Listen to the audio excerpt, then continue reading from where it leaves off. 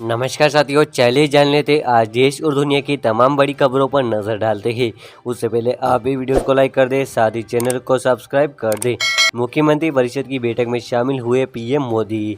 प्रधानमंत्री नरेंद्र मोदी मुख्यमंत्री परिषद की बैठक में पहुंचे हैं। पीएम के पहुंचने के बाद ये बैठक शुरू हो गई। इस बैठक में बीजेपी शासित राज्यों के मुख्यमंत्रियों की बैठक हो रही है। चंद्रबाबू नायडू को 20 मिनट और मुझे 5 मिनट बोलने दिया, सीएम ममता का दावा। पश्चिम बंगाल की मुख्यमंत्री ममता बनर्जी ने कहा है कि आंध्र प्रदेश के मुख्यमंत्री चंद्रबाबू नायडू ने नीति आयोग की बैठक में 20 मिनट तक अपनी बात रखी।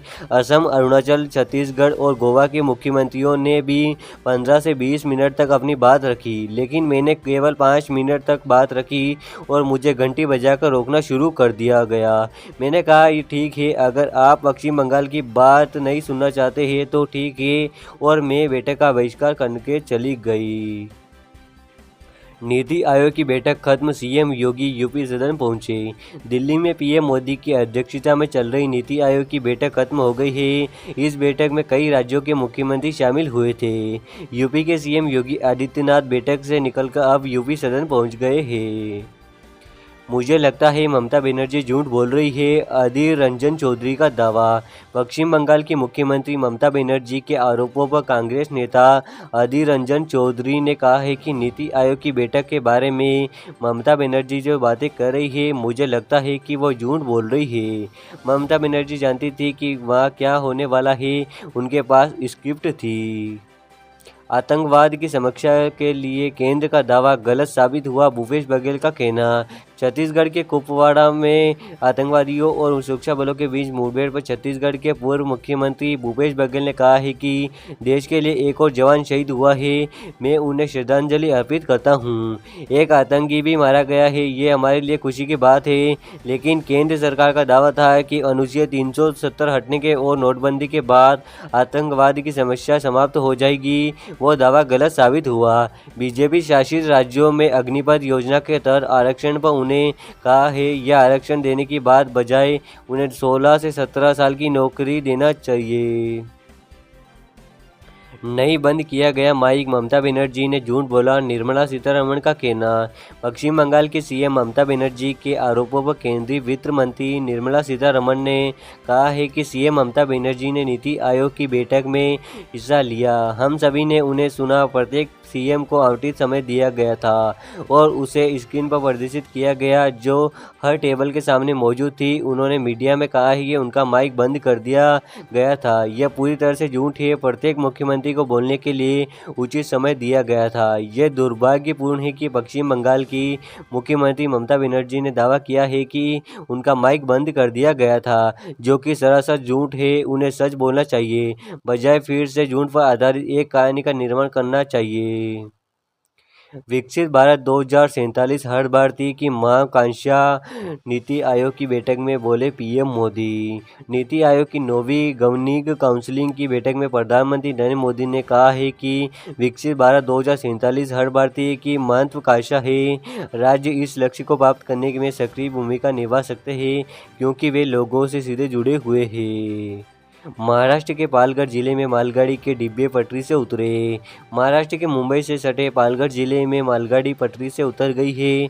पालघर के बोरसई रेलवे स्टेशन पर मालगाड़ी के कुछ डिब्बे पटरी से उतर गए।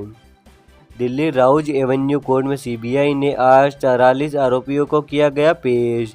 दिल्ली की राउज एवेन्यू कोर्ट में सीबीआई ने एक दिन की न्यायिक हिरासत के बाद 44 आरोपियों को पेश किया। सीबीआई ने नवंबर 2022 से अप्रैल 2024 तक की अवधि दौरान अमेरिकी नागरिकों से 15 मिलियन अमेरिकी डॉलर की धोखाधड़ी करने के आरोप में आरोपियों को गिरफ्तार किया है। सीबीआई ने 3 आरोपियों की 7 दिन की हिरासत मांगी है, साथ ही 40 आरोपियों के लिए न्यायिक हिरासत मांगी। मुजफ्फरनगर में कांवड़ यात्रा की सुरक्षा के लिए बुलाई गई एटीएस टीम। मुजफ्फरनगर में कांवड़ यात्रा के लिए लखनऊ से एटीएस की यूनिट बुलाई गई है। यूनिट को कांवड़ यात्रा में तैनात किया गया है। किसी भी आतंकी घटना से निपटने के लिए ये कदम उठाया गया। एसएसपी अभिषेक सिंह ने कहा है कि एटीएस कमांडो लगाए गए हैं ताकि आतंकवादी घटना हो तो निपट सके। नीति आयोग एक फेल आइडिया है, इसके अलावा कुछ नहीं, मनोज झा का कहना। आरजेडी सांसद मनोज झा ने कहा है कि अगर बीजेपी सोच रही है कि इंडिया गठबंधन में समन्वय कमी है तो वो गलत है। नीति आयोग क्या है? यह एक ऐसा निकाय है जो एक खास अकादमिक अभ्यास के लिए बनाया गया था। इससे क्या हासिल हुआ? बिल्कुल कुछ नहीं। योजना आयोग में क्या समस्या थी? सिर्फ इसीलिए यह नेहरू के समय का था। नीति आयोग का गठन हुआ, लेकिन क्या आप नेहरू की दौर की कई चीजें लेकर चल रहे हैं? नीति आयोग एक असफल विचार है। केंद्रीय बजट के खिलाफ चेन्नई में डीएमके का विरोध प्रदर्शन। तमिलनाडु की राजधानी चेन्नई में डीएमके ने 23 जुलाई को पेश किए गए बजट में केंद्रीय बजट के खिलाफ राज्यव्यापी विरोध प्रदर्शन किया, जिसमें आरोप लगाया गया कि बजट में तमिलनाडु की उपेक्षा नहीं की गई। अनाप शनाप बयानबाजी कर रहे हैं अखिलेश यादव, केशव प्रसाद मौर्य का कहना। यूपी के डिप्टी सीएम और बीजेपी नेता केशव प्रसाद मौर्य ने सपा प्रमुख अखिलेश यादव पर हमला बोला है। उन्होंने कहा है कि कांग्रेस के मोहरा सपा मुखिया अखिलेश यादव 2027 में पराजय सुनिश्चित देख अनाप शनाप बयानबाजी कर रहे हैं। जनता से झूठ बोलकर 2024 में मिली असफलता से वह गुब्बारे की तरह फूल गए हैं। उन्हें 2014 और 17, 19, 20 में सपा की पराजय याद रखना चाहिए और 2027 में 17 की दोहराई रहे हैं। जम्मू कश्मीर के कुपवाड़ा में एक आतंकवादी ढेर, 3 जवान घायल। जम्मू कश्मीर के कुपवाड़ा में सेना और आतंकवादियों के बीच मुठभेड़ जारी है। इस बीच में सुरक्षा बलों को बड़ी सफलता हाथ लगी है। एक आतंकी को मार गया, वहीं मुठभेड़ में 3 जवान घायल हो गए। Today report, RDS news.